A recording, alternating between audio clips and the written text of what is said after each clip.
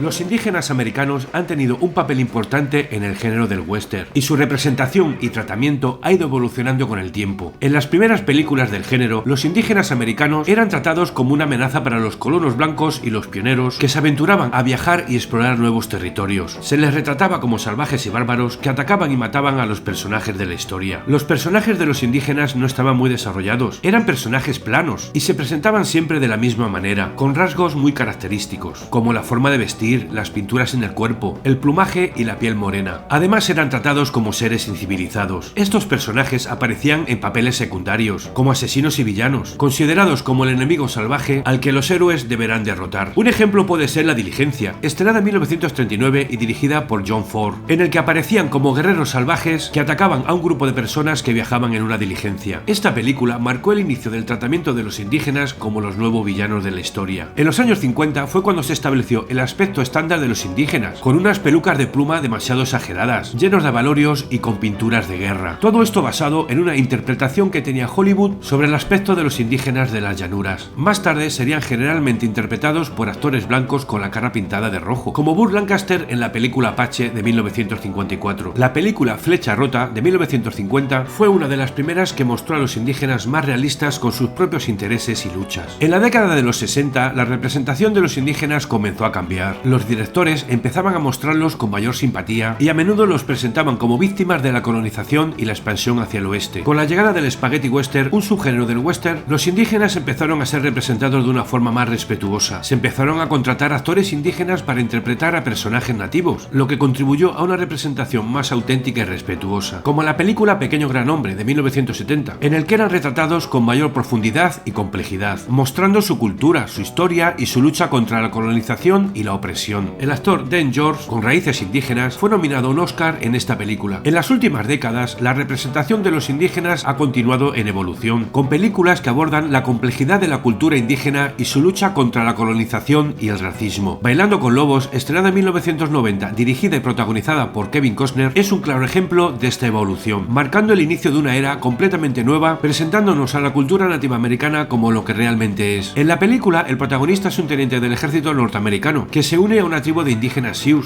donde aprenderá a valorar y comprender su cultura. A lo largo de la historia del western, la representación de los indígenas ha evolucionado significativamente, desde un retrato inicial como salvajes hostiles, hasta su representación actual como personajes complejos y respetables, y ha sido y sigue siendo una parte importante del género del western. En los próximos vídeos que aparecen en pantalla tienes más sobre el género del western.